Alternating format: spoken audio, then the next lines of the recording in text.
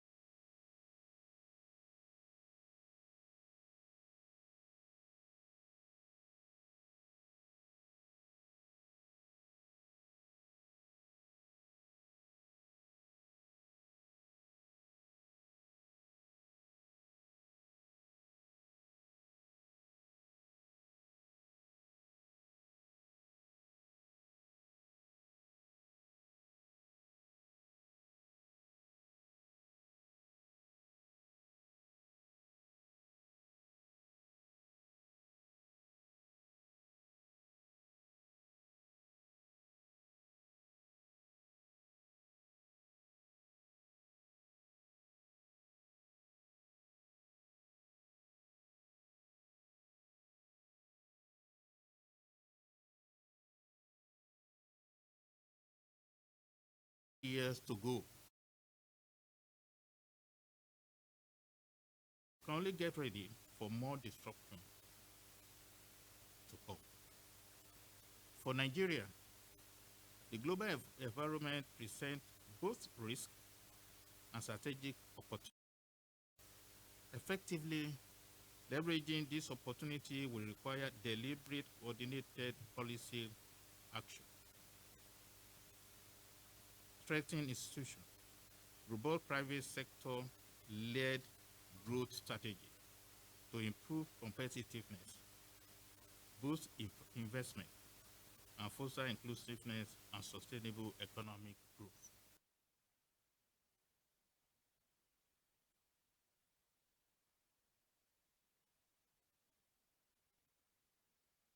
Nigerian real GDP grew by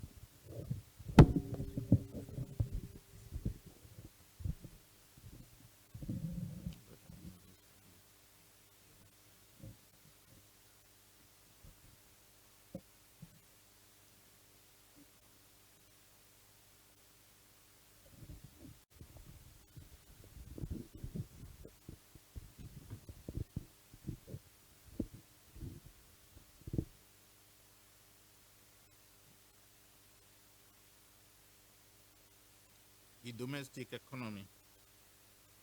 In the third quarter of 2025, Nigeria real GDP grew by 3.98%, a slightly decline compared to 4.23 in previous quarter, and a modest improvement from 3.86% growth recorded in corresponding period of 2024. With growth driven by non-oil sector, we urge government to sustain its reform agenda to boost productivity in this sector.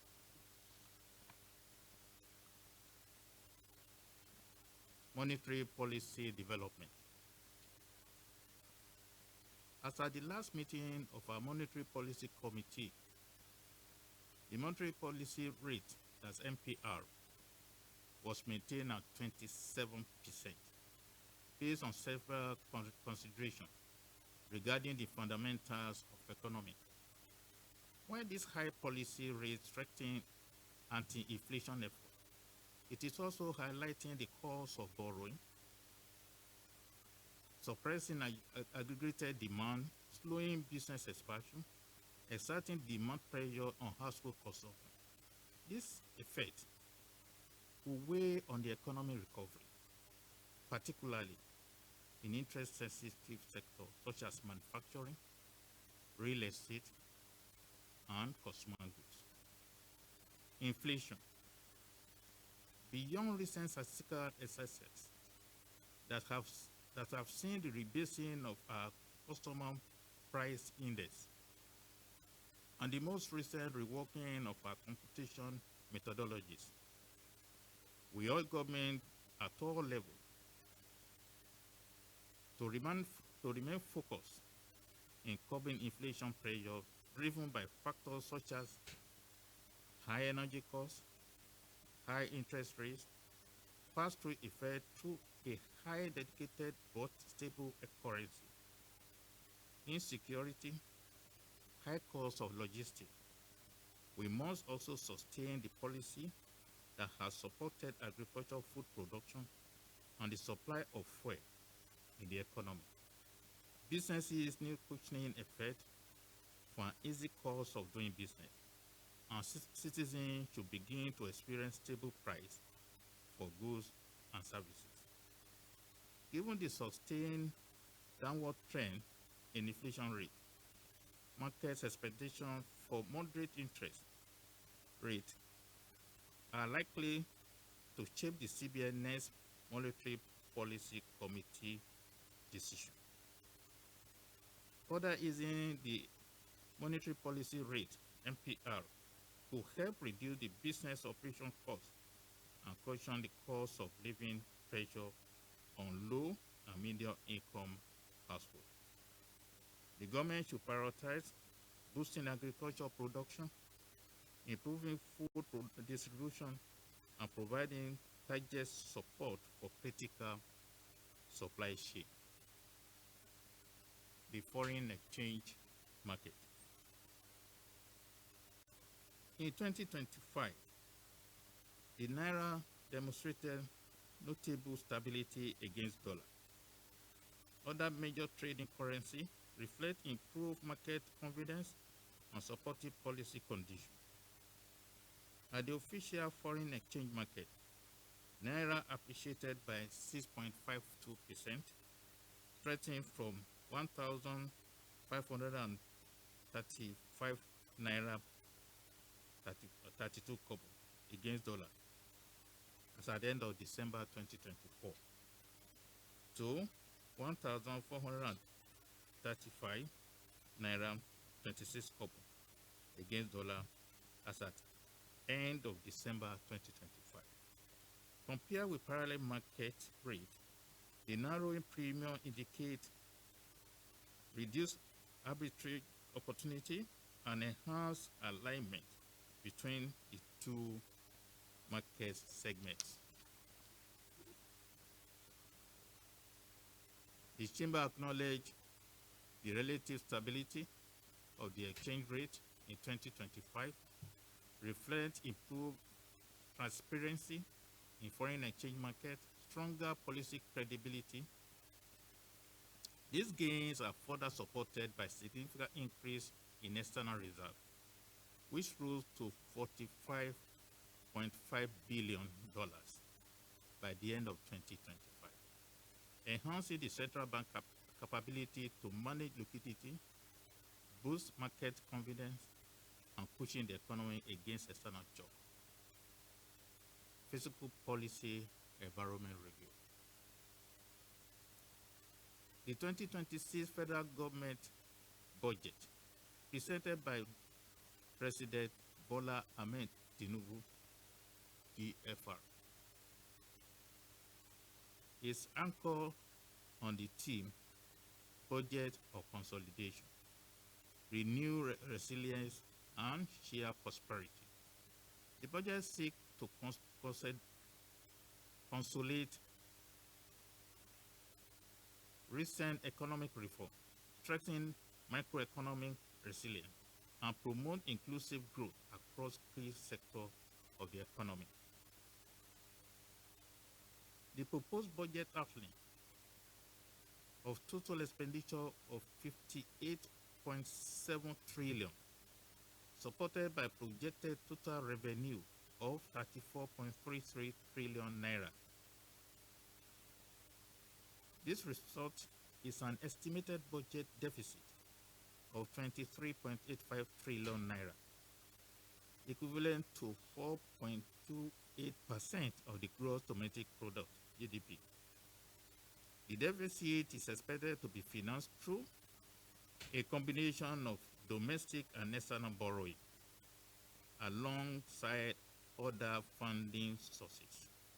In line with the government fiscal stability objective, we have always advised that our deficit financing should not be entirely funded by debt, but also consider equity financing and other cheaper sources.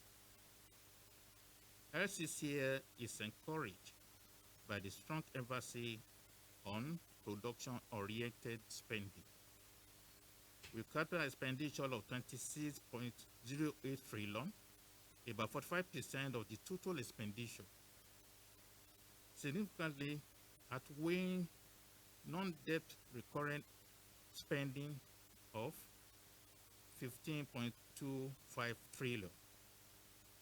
This composition support infrastructure development, industrial expansion, and productivity growth.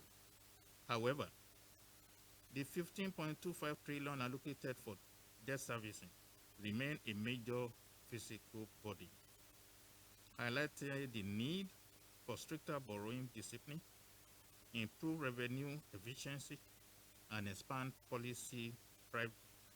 public-private partnership to safeguard growth and enhance investment. While the underlying assumption of the 2026 budget is quite optimistic, we call on government to pursue this achievement, as this will lead to a significant improvement in our economic condition by the end of 2026. Our comment on assumption are contained in a full report of this speech.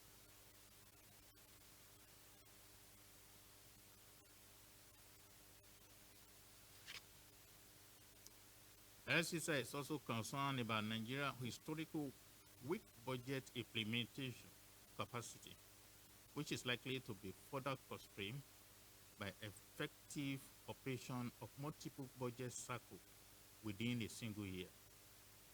The 2024 budget and the supplementary budget alongside of 2025 and 2026 budget. This has important implications for fiscal coordination, transparency, and effective project execution. Looking ahead, Lcci identify agriculture and agro-processing, manufacturing, infrastructure, energy, and human capital development as a key growth driver in 2026. Unlocking these sectors will require decisive execution, scaling irrigation and agro value chain, reducing power and logistic costs for manufacturing and manufacturer, accelerating infrastructural delivery through PPP, sustaining oil and gas sector reform, aligning education and skill development with private sector needs. Overall, the 2026 budget presents a credible opportunity to move Nigeria from recovery to expansion. Its success will depend less on the size of the allocation and more on the execution discipline, capital efficiency, and sustained support for productive sector. Nigerian debt prices to 152.4 trillion.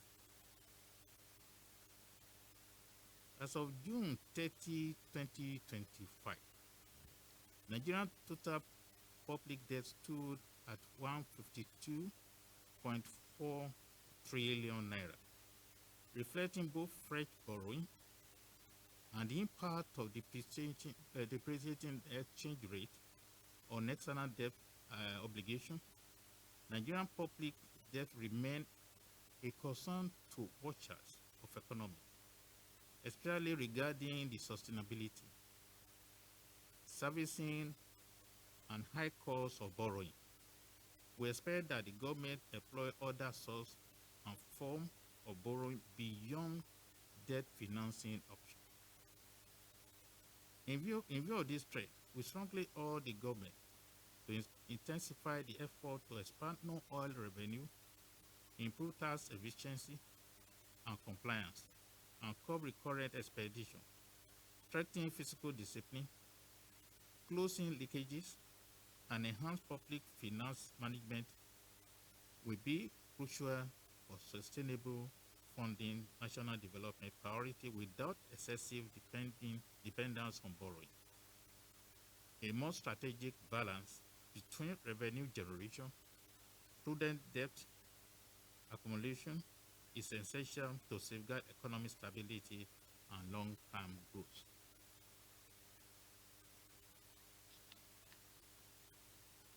Other issues. Sales of national assets. In 2026 appropriation bill, the government projected 189 billion in revenue from asset sale and privatization as part of the 25 trillion financing plan to bridge the fiscal gap.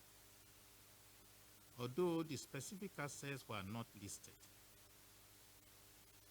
the proposed transactions span oil and gas, power, transport, industry, real estate, and other strategic sectors, aimed at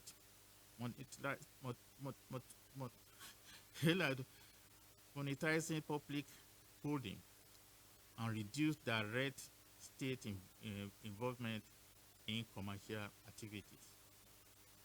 The Chamber acknowledged the approach as means of erasing physical pressure and improving efficiency, provided that the process is transparent, competitively executed, and supported by strong governance framework. We urge the publication of a clear asset list, timeline, and use of proceeds, and recommend that the fund be reinvested in infrastructure, human capital, and productivity enhancing projects. Above all, the Chamber stressed that privatization should form part of a broader structural reform agenda, not merely a short-term financing measure to ensure sustainable growth and long-term national value. Payment to contractors. The federal government embarking on 1.7 trillion in 2026 budget reflects a formal acknowledgement of persistent payment delay to contractors.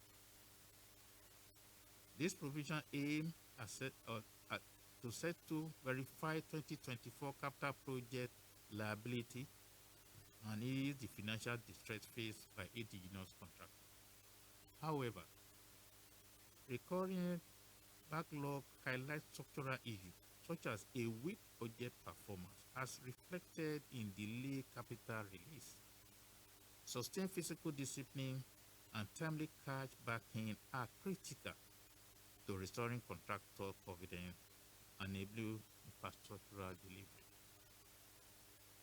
The boost in LNG production, LPG production.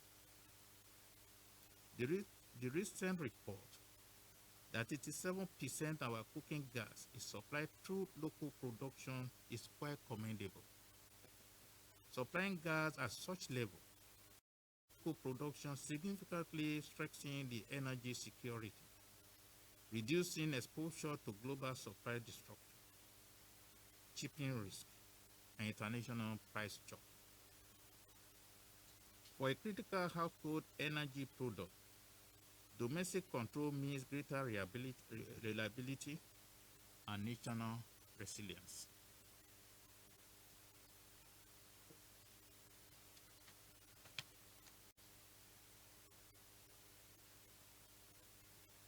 Nigerian new tax regime.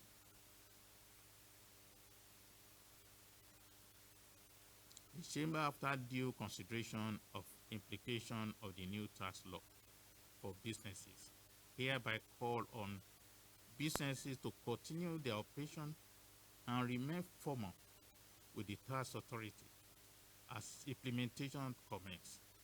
We see the process as an essential reform to update the fiscal framework, enhance competitiveness, and increase revenue. However, successful implementation requires clarity, transparency, collaboration, and business-focused execution to achieve economic benefit without stifling growth. Conclusion. Distinguished gentlemen of the press and ladies, you've been a worthy partner in advancing our engagement with government to create an enabling business environment that will advance the Nigerian economy and the good of all investors and the economic player. The Lagos Chamber of Commerce and Industry consistently lends its voices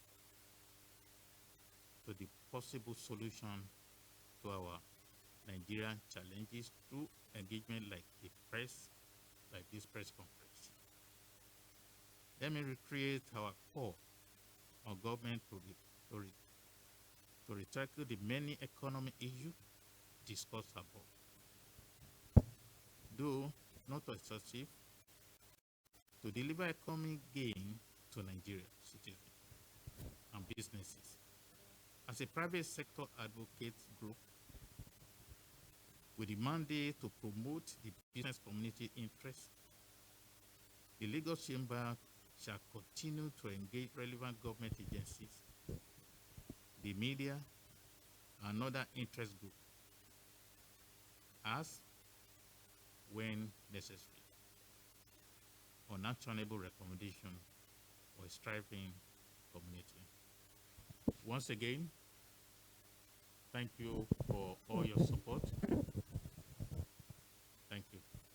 Thank you so much, Mr. President. Thank you. Thank you, sir. Just before we delve into the question and answer session, clarification points, I'd like to inform the leadership of the LCCI that we have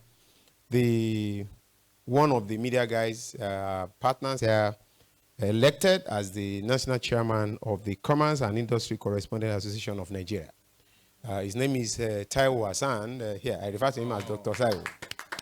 So, in Nigeria today, he's the national chair for all the correspondent that has to do with commerce, industry, and business in Nigeria. Dr. Taiwo, thank you so much for the job you are doing. As a matter of fact, for anyone in the industry today who wants to have a good inroad into the commerce and industry correspondent, once you just mentioned Dr. Taiwo, it will lead you to the right path. I enjoyed that when I came in as the communication person for SCCI. Thank you, Taiwo. Even though we have met when I was also a full-blown reporter with The Guardian, our relationship dated back to those periods. Thank you so much, Taiwo. All right, so I'd like us to have this interaction with the president in case you have questions or clarifications, our colleague, that you want him to make. You agree that I've shared with you the two documents. What you have him read is the summary of the detailed position that you also have. So in case you have questions or clarifications, you may want to signify with a raise of hand. Dr. Taiwo, do you have any? Toby, I know you engaged the president. You were very lucky to have one-on-one with the president a week after that he came to the office, that he has Zoom office. So I know you have gotten enough far, but in case you want to still have something for him to clear. I remember that day you were relating with the president as father and daughter relationship. So I don't know if you do. Let me know. Okay, Taiwo. Yeah. I was in the morning. Okay, I was in the morning. Yeah. Good morning, sir, Mr. President. Then good morning, DG, and my VPs. So my name is Taiwo Azan. I'm the industry editor of New Telegraph newspaper. So, but my question will really delve into two areas, especially that has to do with the new tax law that has been introduced, because I know that the OPS are the front burner in terms of supporting the new tax law.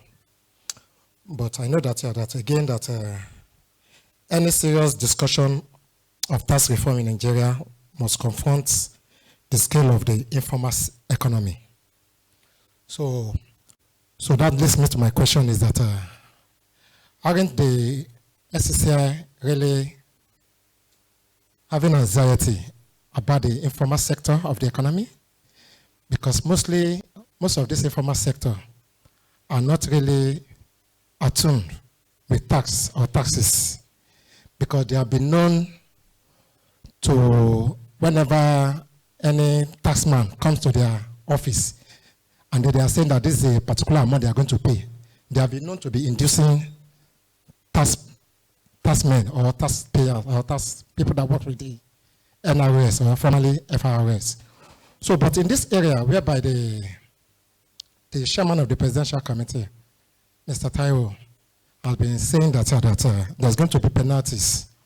So, is this likely going to create a vacuum whereby most of the informal sector operators are going to be consulting tax companies or tax agencies in order for them to really balance their books?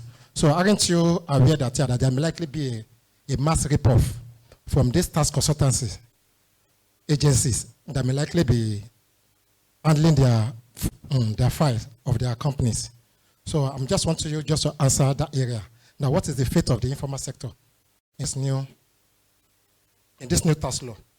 Then secondly, I don't know whether you touched on the area of recently that Nigeria was among the 75 countries in which Donald Trump suspended immigration visa. So I just want to know the fate of Nigerian businessmen in order for them traveling to the US for business engagement. So what is likely going to be the economic implication?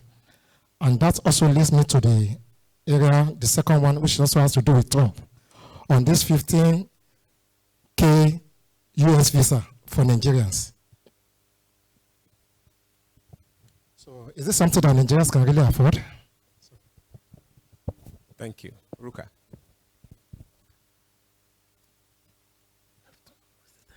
Good afternoon, sir. Good morning, rather. Good morning, sir. My name is Rukayat from the News Agency of Nigeria, NAN. My question also has to do with the tax reforms. But there was a discussion in my office about the absence of trust between the citizens and government, particularly on these tax matters. And then a suggestion came forth.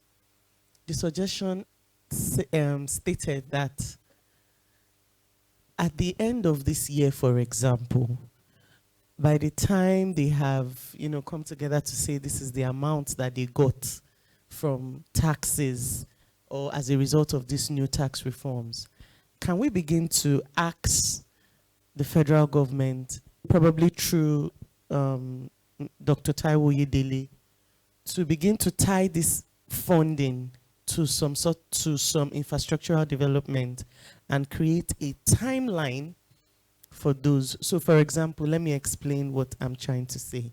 So let's say you get 5 trillion from tax by the end of 2026, and we probably need to rehabilitate, for example, the Lcci Expressway. And then you say, okay, between 2027 and 2030, or we are going to buy new trains. Let's use trains because at least it affects goods and services. So we use part of that 5 trillion to buy maybe 2 trains that will run from maybe One or from one long distance to Lagos, which is the center of commerce. And so when Nigerians begin to see things like that, will it up their trust? Will they be more interested in paying tax? Because if you speak to an ordinary Nigerian, what you hear is, I'm paying tax. What do I have to show for it? I have to go to the hospital by myself. If I want to get good medical care, I pay from my pocket. If I go to the general hospital, and yes, it will take time. If I have to travel so distance, if I have to move my goods from here to here. So I just want to know if, you align with that school of thought, and probably hear your thoughts on what can be done to better improve the trust between government and citizens on tax matters. Thank you, sir. Okay. Toby. Good morning, President. Good morning, DG. Good morning, Vice President.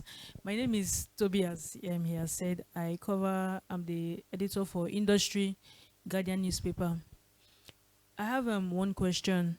Very recently, Nigeria, through Ministry of Trade and Investments, Dr. Jumoke, they signed an agreement with UAE, a trade agreement, SEPA. I think that was last week. Nigeria is not new to trade agreements. We've had several. We've had AGOA that was suspended, as people are not clamoring for it to come back. We have the China trade agreement. We have the UK DCTS agreement. So we're not short on agreements. What is going to be different about this one? Like, is it not just like going around in circles, doing the same thing all over again? Some people have said, a lot of manufacturers have said they didn't get much from AGOA, and AGOA is over 25 years now in existence. So what is going to be different about this one? How can the private sector players, which you heard significantly, how are they going to, one, benefit from this, two, do things differently this time around with these particular trade agreements? Thank you so much, colleagues. I hope you have not bombarded my leadership with too many questions, but it's fine. They are very capable to do this. Mr. President, sir. Yeah, thank you very much. I think we start from Mr. Taiwo that talked about Taiwo. Yeah. And then luckily we have our DG. It was part of the people at the panel that he has first-hand information to your answer. And some of us who are the receiver of their decision, we may make one or two comments. But let's hear from her first. Thank you.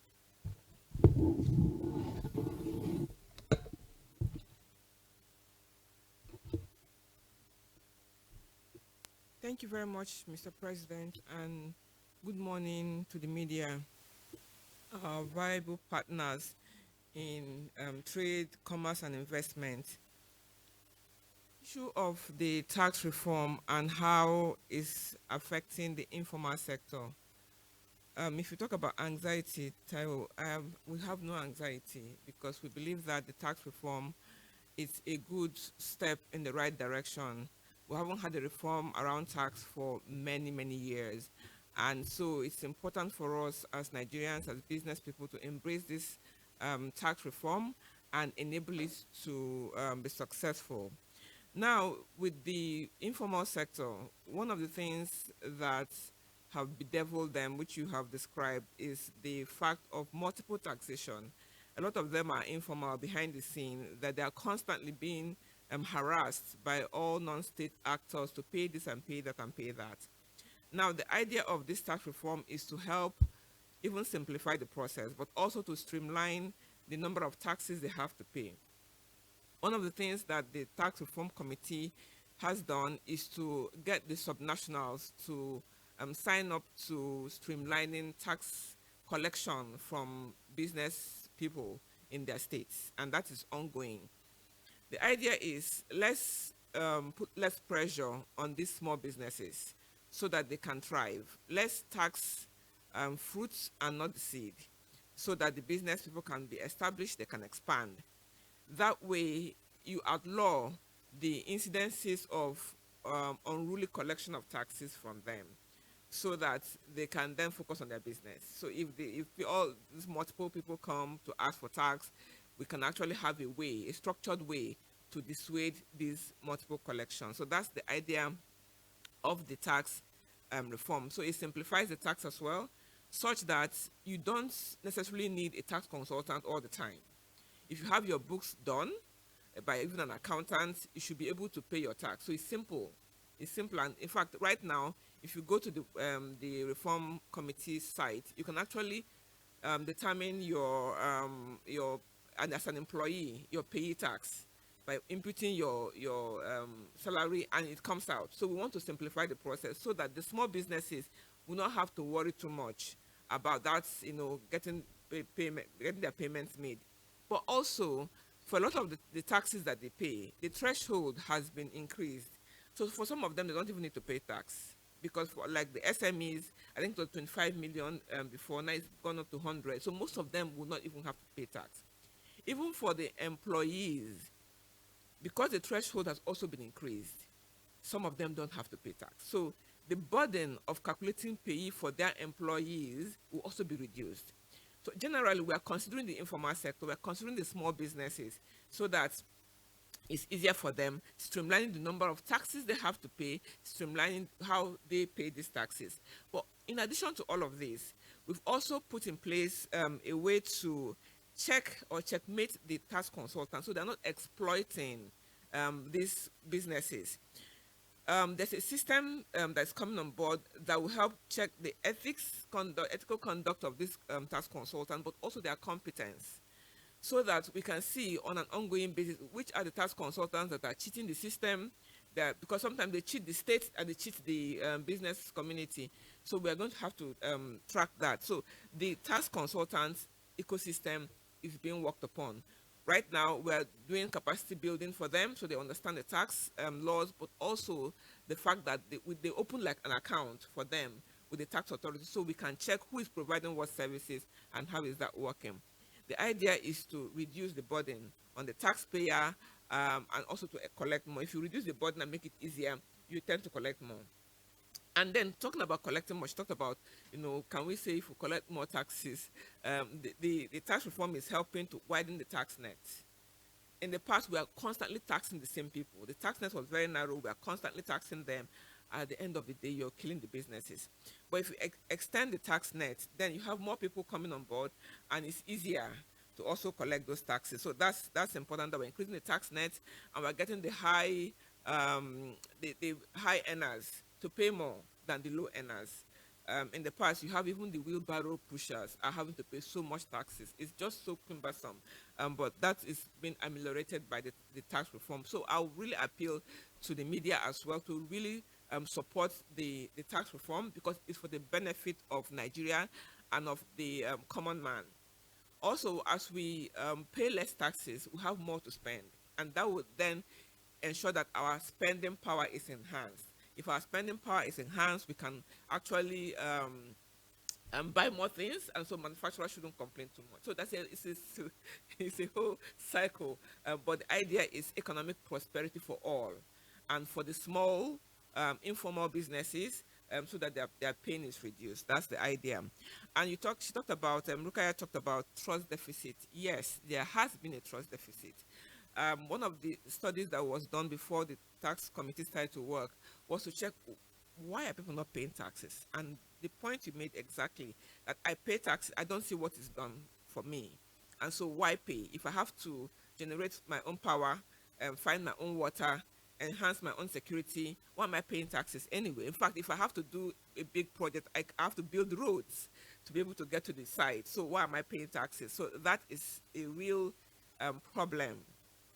But reversing the tax deficit takes a while.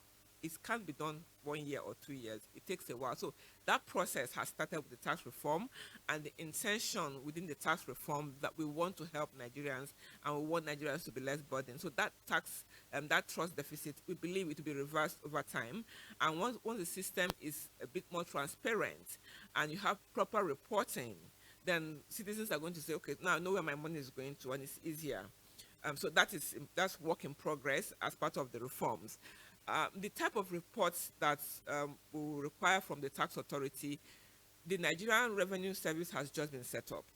So I believe that part of the architecture is coming up with the right reporting framework that will help the business community understand better where the tax revenue is going into. And I believe that that is work in progress. Also, part of that process is having a coordinated fiscal reform. And that's what we are constantly advocating for. That the problem, you're right, I think she said that, talked about all of this agreement that we have. It's the same thing with the reform. We have a lot of reforms and policies. The problem has always been implementation. And so at the chamber, we are constantly holding government to account to say, how are you implementing, how fast, how quickly, who is responsible? And so we're going to continue that advocacy move with your help, of course, with the media, to say, tell us a bit more, show us what you're doing, and partnering with us, we are going to be able to get to where we want to get to. So I hope that answers your question. Thank you, Mr. President.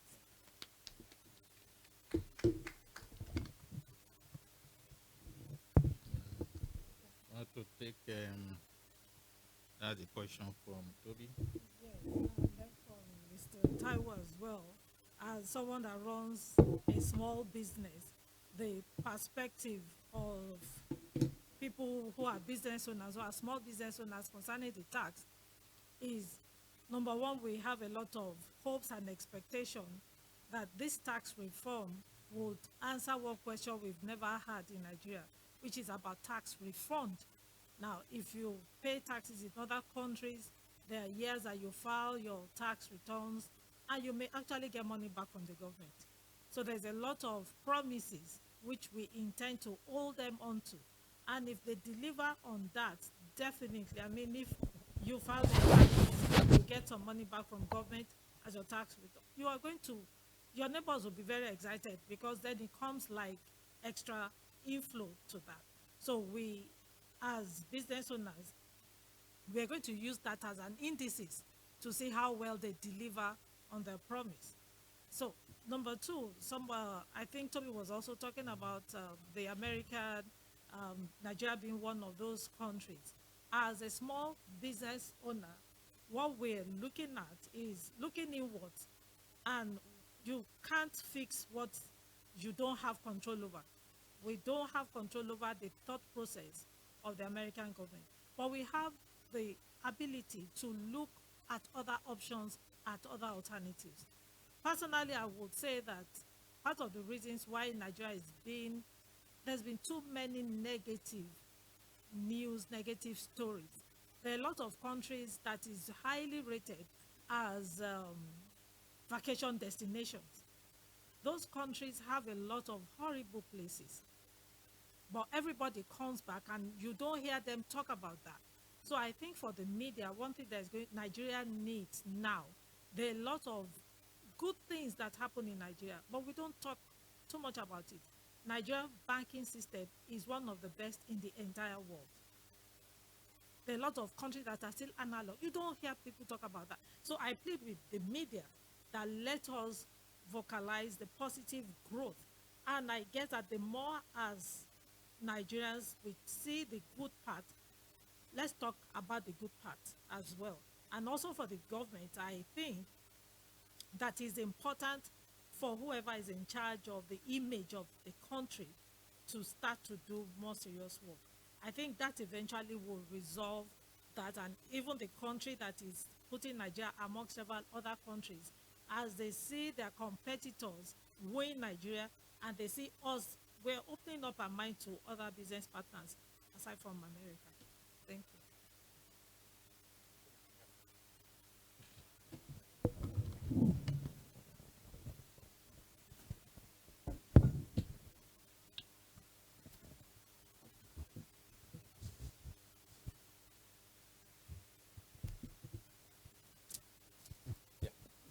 Thank you so much. The other lady did made mention about the AGOA. Yeah, AGOA agreement.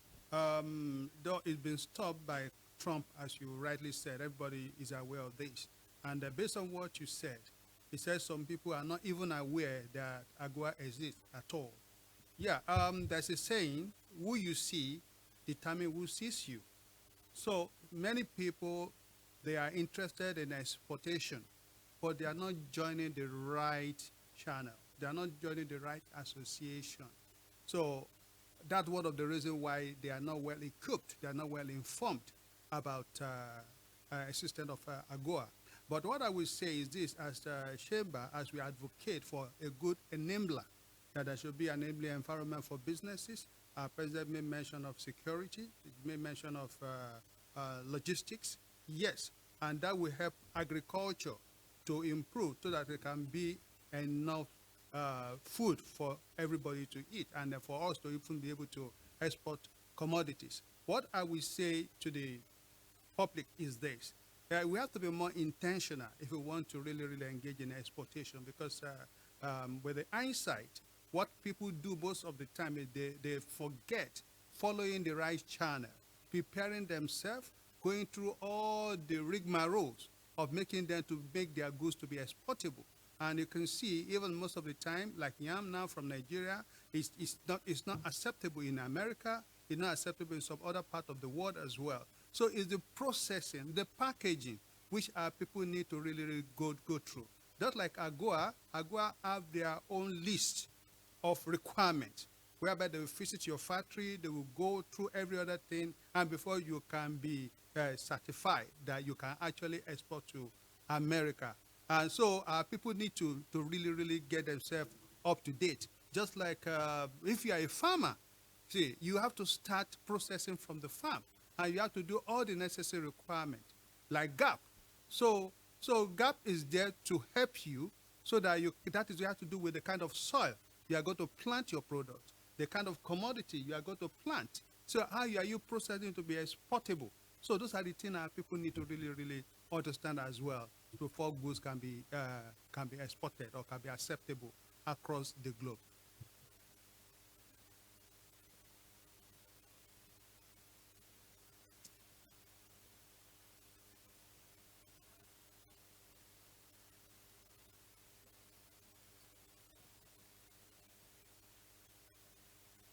Thank you so much.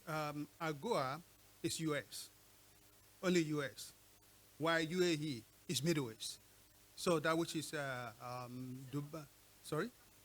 SEPA agreement as well. So it's there. So they are totally different things. So our people are becoming more conscious now.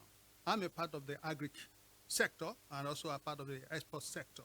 So our people are getting more intentional in putting themselves together. As I said, preparation, processing, and getting the right certification. So things are going to be different. You're going to see a lot of changes. Mostly our members at Lcci, so a lot of things are changing. People are being educated. People are being educated to know what to do at the right time so that their product can be well certified. Thank you. Just to add, After just to add to the answer on the SEPA, so if you look at the things that have happened in the recent past and the changes with the new Minister of Trade, Dr. Jumoke, you would agree that a lot of changes have taken place in the kind of reforms that we're looking at and in the readiness of the country to to apply some of the expectations of the other partners. So we are more conscious, and we're also more prepared to engage. So I believe that things will be different. Also, let's not say, oh, we shouldn't sign any more agreements because we have signed too many. Those agreements open the door and create a platform for us to engage with other countries. And it's important for us as Nigerians to have those opportunities available. How we take advantage of those opportunities will be a different thing. And on the private sector side, we need to also begin to prepare our business people to understand what are the requirements. So those are the questions that we should be asking. What are the requirements for this agreement? How do we take advantage of it? How do we see the progress with this agreement? So the questions you're asking are valid, and we should ask those questions a bit more. But I believe that where we are today, we're a bit more mature than we were 25 years ago when AGOA was signed, for instance, and things have really evolved. And because Dr. Jumoke also understands the private sector, she was handling the ease of doing business for years. She's also able to enhance the dynamics of our engagement, the private sector engagement, with all of these policies that we're signing. On the issue of the US visa and how difficult it's been, and the banning issue.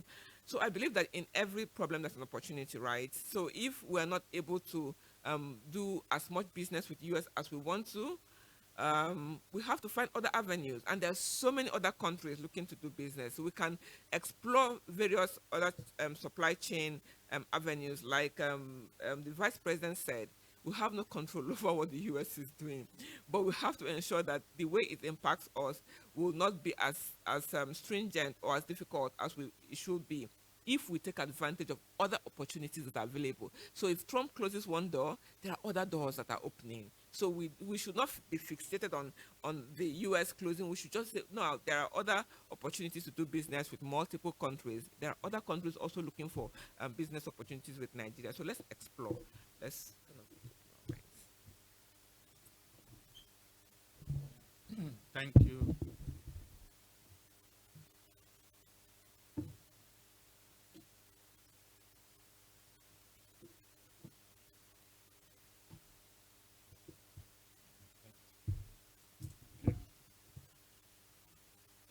Thank you very much. I just need to make one or two comments.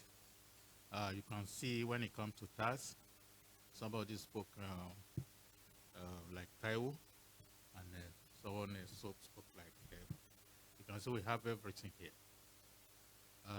If you look at the speech, we said it should be formal, it should be transparent, and then clarity. The intention of government and the people that had that policy is to make life easier for businesses. They know what has happened in the few years, how some company had left Nigeria because of harassment, and I'm sure those are the things they really want to cut. If we don't allow it to flow, then we cannot be able to assess it. Therefore, it just started. This is January. And January, I think today is 22. Let's say 22 days old. We need to have this wait and see, and then push. Then secondly, when it comes to Goa, everything, well, let's face it. We have more interest in Africa. The F8 is the African Free Trade Zone is very beneficial, very beneficial to Nigeria. You know, part of our policy this year is to focus on women and youth. What do we mean by that? We have less information what is required to export, especially agricultural products. The Vice President was talking about where the soil come from. We started taking data, yam from this soil, the composition of the soil that produced the yam. Start from there. There are packaging. How do we package it? Are we packaging yam to UK as we are packaging yam to Ujuwe? If the same way, then they will reject it. Therefore, we need education on how to export. And that is why we are here. We need education on documentation. It's not about, hey, my brother is in London and let me pack Gary and send it to him. He will help me to sell in London. It doesn't work that way. Therefore, it's about education, and that is where our partnership will work. Right? The borderless export that we have, we don't have issue on that. The IT guys that are in Nigeria works everywhere because there's no border. But the one that has border, let us look at it that how do we go through the border and what are the requirements? And I think that is extremely, extremely important. Therefore, when it comes to all the agreement, the MOU that we have, we tell you we have the UA people here yesterday, and we are actually talking. Because if those agreements are not there, they will not see, if anybody is going to a particular country and they did not see that their government has opened door for them to go there, that, okay, we're having a business here, it will not happen. Therefore, it's for Nigeria, we, to take advantage of all the agreement that we have. And definitely the government is listening, and they are looking into that. Thank you very much. Thank you so much. Gentlemen of the press, I'd like to appreciate your questioning, your attentiveness, and all that has happened today. I'd like to just reiterate, as we usually do, that your support for us over time has been immense, and I am sure, convinced also, that this new administration and this new year, you will either double or triple your support for us. Once again, dear colleagues, I appreciate your coming. I know we're going to take photos for the newspaper. So we'll take one sitting down, ma. Then we'll take another one standing up. So the sitting down, we need to move a bit closer. Yes. So this is for you, Tribune. Okay. Are you good? Yes, Sonny, yeah.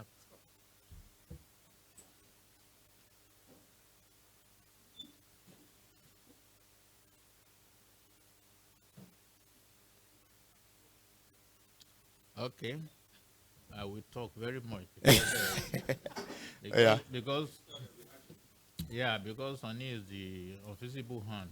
The invisible hand.